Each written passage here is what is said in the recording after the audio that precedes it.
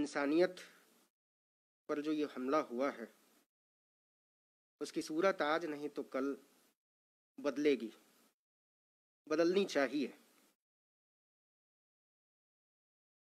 मैंने आज से पहले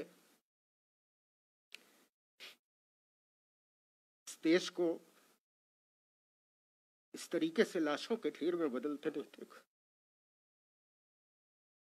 हम इतने असहाय कभी नहीं थे।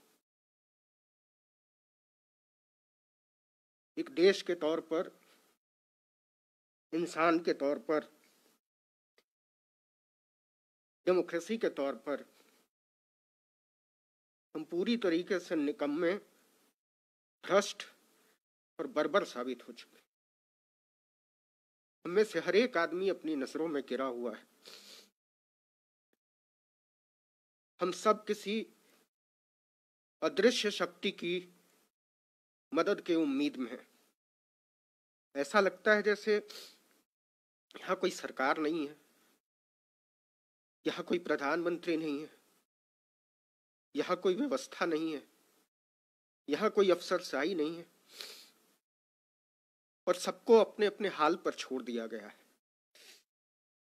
मैंने इससे पहले पिछले 40-45 साल में डॉक्टरों को बिलख बिलख कर रोते हुए नहीं देखा है। आप किसी भी डॉक्टर से बात कीजिए, वो कहते हैं हमको मेडिकल प्रोफेशन से चिढ़ हो गई है, हम इस दिन के लिए तो इस पेशे में नहीं आए थे। ऑक्सीजन के बिना अपने पेशेंट को तड़प तड़प कर मरना डॉक्टरों की नींद उड़ा दे रहा है। और आप यकीन मानिए, मुझे ऐसा लगता है कि आज से साल भर बाद हमारे डॉक्टर बहुत सारी मानसिक बीमारियों से लड़ रहे होंगे।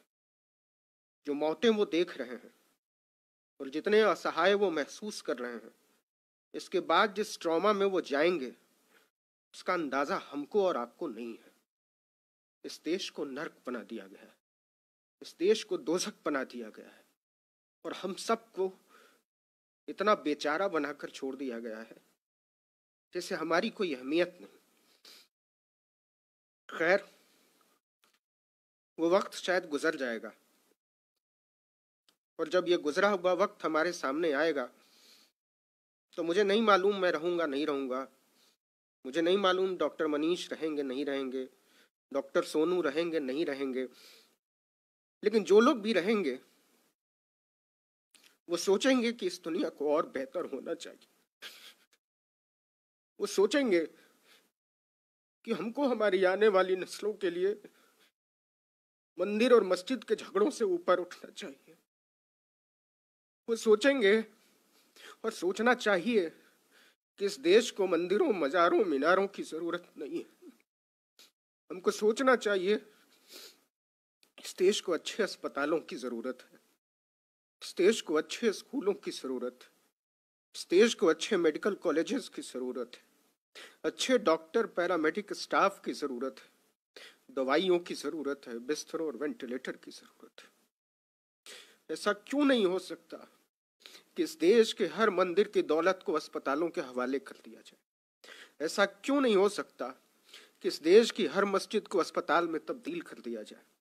ऐसा क्यों नहीं हो सकता कि इस देश में कोई मंदिर तब तक नहीं उठेगा जब तक कि उसके साथ 100 बिस्तर का अस्पताल नहीं बनाया जाएगा, उसके साथ कोई स्कूल अटैच नहीं होगा? हमको सोचना पड़ेगा।